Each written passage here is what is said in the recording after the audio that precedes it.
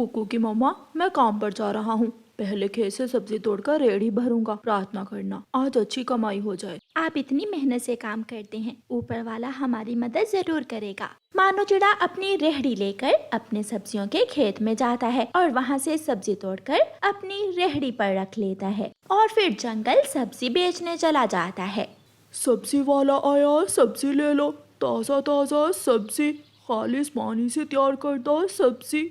मानो चिड़े की आवाज सुनकर सब पक्षी अपने अपने घरों से बाहर आते हैं।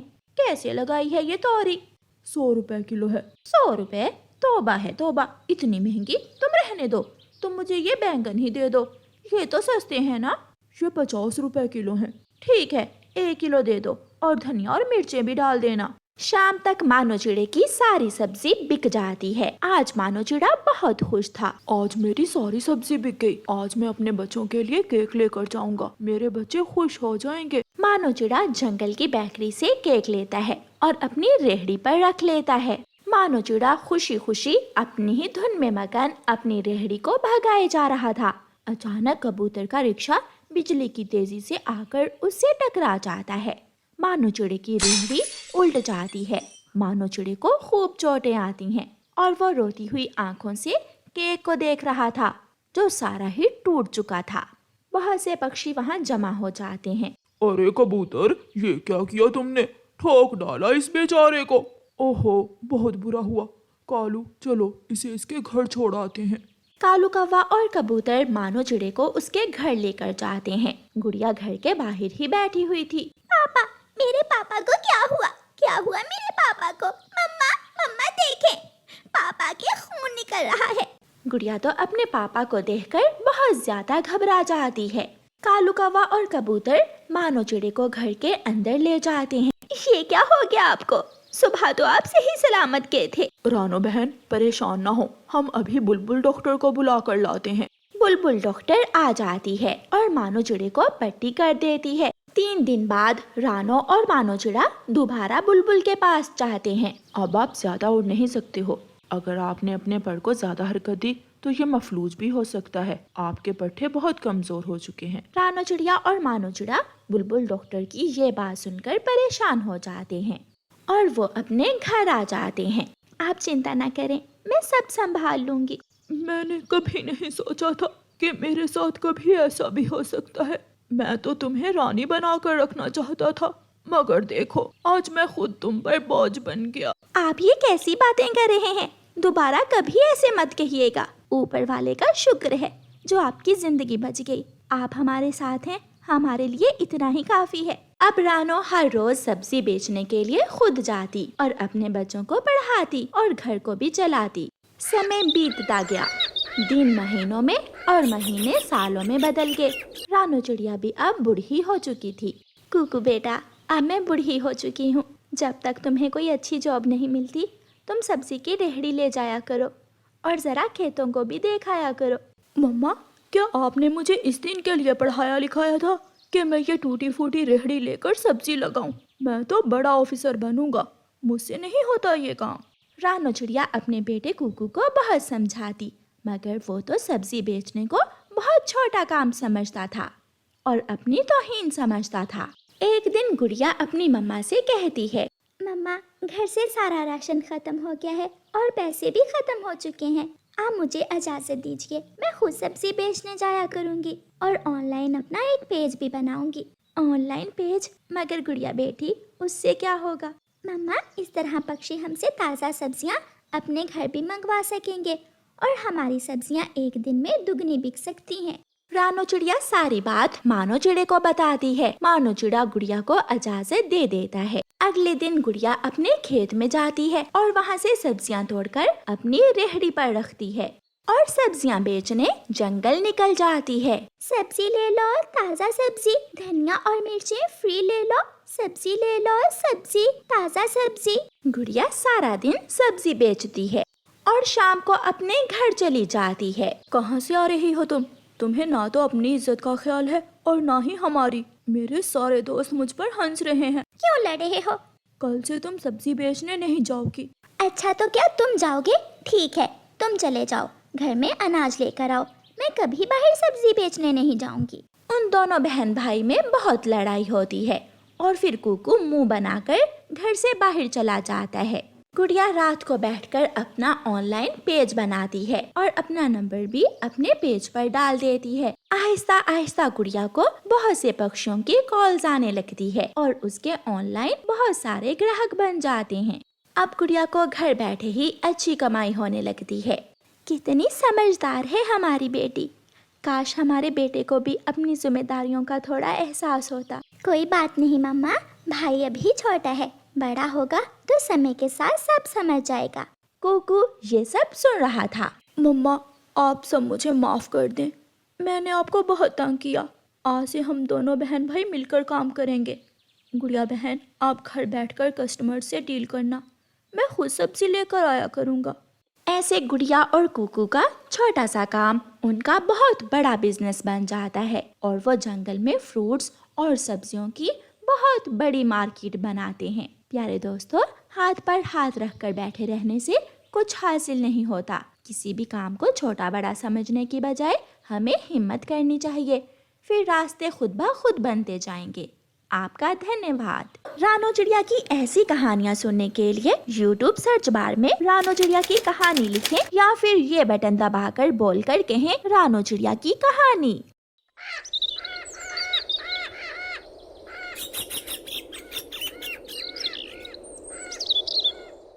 रानो चिड़िया और गुड़िया भोजन की खोज में निकली हुई थी। माँ वो देखें, मीठे फलों का पेड़। हाँ, मैंने तो देखा ही नहीं। मम्मा देखा, अब मुझे भी भोजन तलाश करना आ गया है। हाँ, अब मेरी बेटी बड़ी हो रही है। रानो चिड़िया और गुड़िया उड़कर मीठे फल वाले पेड़ पर जाती हैं। चलो अब खाओ फल। मम्मा खाना तो मैं आपके पंख से ही खाऊंगी। अब तुम बड़ी हो रही हो ना, अब खुद ही खाना खाया करो। नहीं, मैं जितनी मर्जी बड़ी हो जाऊं तो मैं आपके पंख से ही खाऊंगी। रानो चिड़िया मुस्कुराते हुए अपने पंख से अपनी बेटी को मीठा फल खिलाने लगती है। वो दोनों माँ बेटी जी भर के मीठे फल खाती हैं। चलो गुड़िया बेटी, अब पानी पीकर घर वापस चलते हैं। फिर रानो चिड़िया और गुड़िया नदी पर जाती हैं और पानी पीने लगती हैं। अचानक वहाँ एक बड़ी चील आ जाती है। गुड़िया भागो भागो यहाँ से। मम्मा मैं आपको छोड़कर नहीं जाऊंगी। मैं आपसे कह रही हूँ, भागो यहाँ से। गुड़िया बेटी प्लीज चली जाओ। गुड़िया रोते रोते झाड़ियों में छुप जाती है। बहुत चालाक हो तुम, भगा दिया अपनी बेटी को। चलो कोई बात नहीं, आज मैं तुम्हें खाकर ही गुजारा कर लूंगी। चील दी प्लीज मुझे जाने दो, मेरी छोटी सी बेटी है, वो मेरे बिना कैसे रहेगी? मेरे सिवा उसका कोई नहीं है।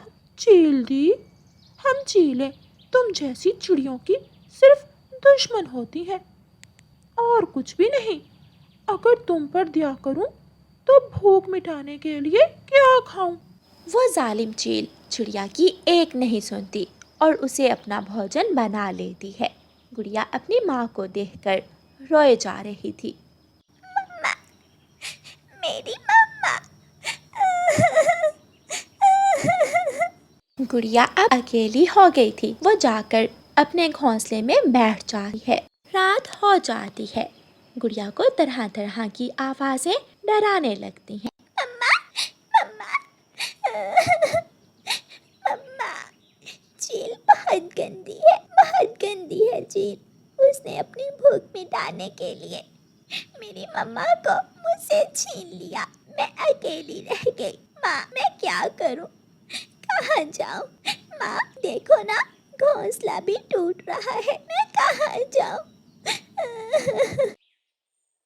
गुड़िया बहुत परेशान थी। वो तोते के घर जाती है। तोते अंकल, मुझे अपने घर में थोड़ी सी जगह दे दें प्लीज। गुड़िया, मुझे पता चला तुम्हारी माँ के बारे में, बहुत अफसोस हुआ, मगर मैं तुम्हें अपने साथ नहीं रख सकता। गुड़िया वहाँ से चली जाती है। गुड़िया गौरी कवि के पास जाती है। गौरी आंटी प्लीज मुझे अपने साथ रख ले। गुड़िया, मेरा तो घर ही बहुत छोटा सा है, मैं तुम्हें अपने साथ नहीं रख सकती। गुड़िया मायूस हो जाती है और एक आखिरी उम्मीद लेकर कबूतर के घर जाती है। कबूतर अंकल, आप मुझे अपने घर में रहने की थोड़ी जगह दे दें।